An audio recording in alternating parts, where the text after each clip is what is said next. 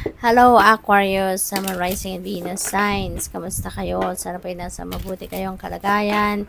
Welcome back po sa Star Tarot. Kung bago kayo rito, welcome din kayo. Thank you for your support. I truly appreciate it. God bless you all, Aquarius. If you haven't subscribed po sa ating channel, please subscribe and please hit the notification bell po para updated kayo sa uploads. At everyday po ako nag-upload ng readings. Thank you. Paunang mensahe po ninyo ay miracles. Napakaganda nito. Kaya pala kayo magiging masayang masaya. There is happiness card dito kasi you're going to be very happy sa ngayon. Joyful and happy because of these miracles. Maaring isa ito sa dahilan, maaring isa lang ito sa mga dahilan ng magiging extrang masaya kayo. Now, there are a lot of potential out there na pwedeng dumating sa buhay ninyo, Maraming biyaya ang pwedeng dumating. Depende sa iyong sitwasyon, This will just unfold right before your eyes.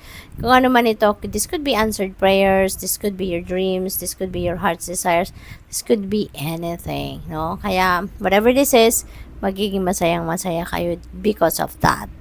And maybe you are seeking for enlightenment, kaya wag kayong mag-alala. Enlightenment will be yours. You will be shown the way, kumbaga, ng Divine Universe. Ipapakita sa iyo ang tamang daan, kaya wag na wag kayong mag-alala. Okay, Aquarius, ipapakita sa iyo ng Divine Universe ang tamang daan, malilinawan ang inyong isipan at you'll be able to see the right path. Okay? We have patience as well. So, pasensya. This is what's being asked of you sa ngayon. Magpasensya. Wag kayong masyadong magagalitin, habaan ninyo ang inyong pasensya at pag-iintindi sa mga tao sa paligid ninyo at maaari din na ang iba sa inyo rito, this is patience regarding kung ano man ang mga inaasahan ninyong mangyari, ano man ang inyong hinihintay. You need more patience, not necessarily, yung hinihintay ninyo ay hindi na dadating, kaya pinag-aantay pa kayo. But now feeling ko dito, 'di ba? Kasi nga may kasabihan na good things come to those who wait, 'di ba? Kaya kung nagpapasensya ka, naghihintay ka, 'di ba? So ibig sabihin dito na kung ano man ang dadating, mas bongga yan kaysa sa inaasahan mo. Kasi the longer you wait, 'di ba? The bigger the blessing. 'Yun ang kasabihan. Kaya pasensya ka lang muna, Practice more patience kasi the Divine Universe is brewing something beautiful para sa iyo. Kaya wag kayong magmamadali kasi anyways, 'di ba, may kasabihan nga na sa matagal ninyong paghihintay, bongga ang ibibigay, ang ihahain sa inyo ng universe. So, maraming salamat din po, Aquarius, sa lahat ng mga nagsisend ng super thanks. Salamat sa mga nagdo-donate sa aking channel. At maraming thank you. God bless you more. Doon din sa mga hindi nag-skip ng ads, maraming salamat for your time and your support. Lighten up. Okay, Aquarius, huwag kayong masyadong seryoso muna. Huwag kayong masyadong namumroblema. Okay, lighten up. Pagaanin mo lang muna yung sarili mo. Yung dito ka lang muna, masaya ka lang. 'Di ba? Wag mong problemahin ang problema. Baka ang iba sa inyo dito, problema na nga, pinoproblema pa. Di mas lalong dumadami ang problema. Mas lalong lumalalim ang problema. 'Di ba? So, lighten up. Okay? Lighten up. Get laser focus. Kung ano man ang mga gagawin ninyo sa ngayon, put your attention 100% on it, and focus para na sa gayon. Mabilis, kayong magtagumpay. Mabilis kayong umakyat, sa ladder of success when you are focusing on what you are doing. At wag ninyong papansinin muna yung mga distractions na yan kasi madidelay lang yan ang ginagawa ninyo. Okay? Speak your truth. Okay? Importante na honest kayo.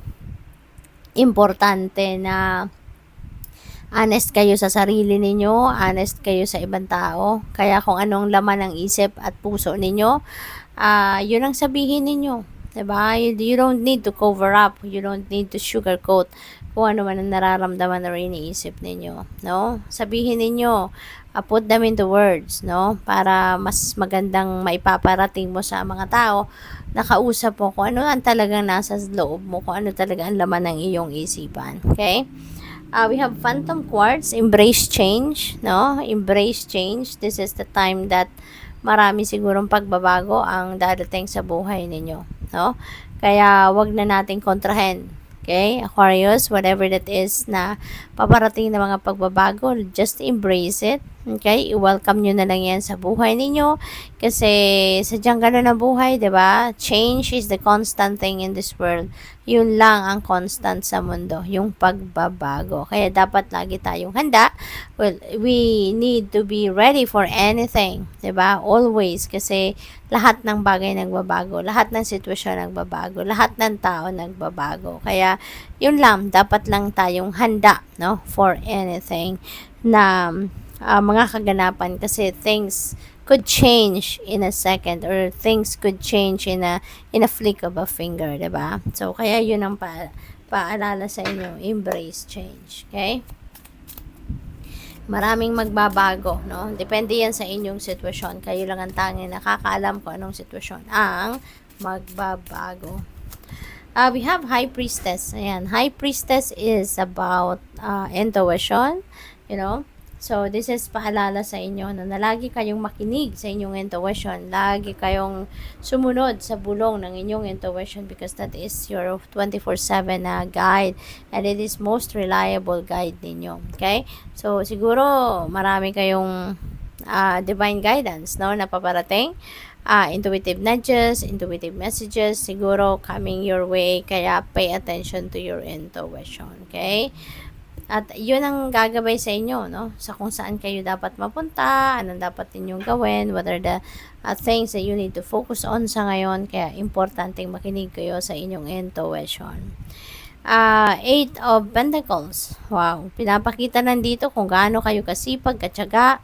Diba? You're very diligent sa trabaho. You're very talented. Sobra kayong magaling magtrabaho. You are working to perfection. No? Tignan mo. Napakagaling ninyo, almost identical, almost pare-parehas, kaya napakagaling mo talagang magtrabaho.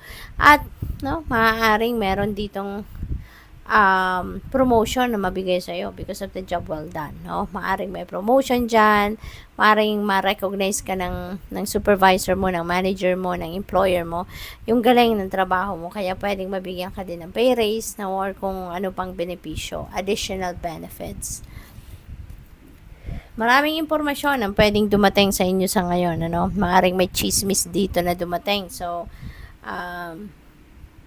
ingat kayo, no, on how you're going to react sa mga chismis na naririnig ninyo because, alam mo naman, no, yung mga marites, yung mga marisol, ganon. Ano yan minsan naghahatid lang yan ng kwento to get your reaction. Tapos bibit-bitin nila yung reaction nila towards other people at pwedeng i-modify na yan, dagdagan, bawasan, hanggang sa magalit sa iyo ang taong pinagkwentuhan niya ng inyong reaction. Diba? So, ingat kayo. Depende yan sa inyong sitwasyon, on how you're going to react to chismis, on how you're going to carry that information, na chinichismis sa inyo. So, depende yan sa inyo. At maraming impormasyon. Now, there's a lot of things siguro na inaasikaso din kayo. Baka meron din kayong kailangan pagdesisyonan sa ngayon. Kaya maaari din, na ang ibang impormasyon na maaaring dumating dito, baka hinihingi ninyo yan, no? Baka nagpa-research kayo, nagpapatanong-tanong kayo sa kung kanino man, and maybe ito na yun yung impormasyon na dadating sa ngayon. Kaya it might help you also to make a decision. So, good luck sa iyo. Thank you for watching. Love and light. Namaste.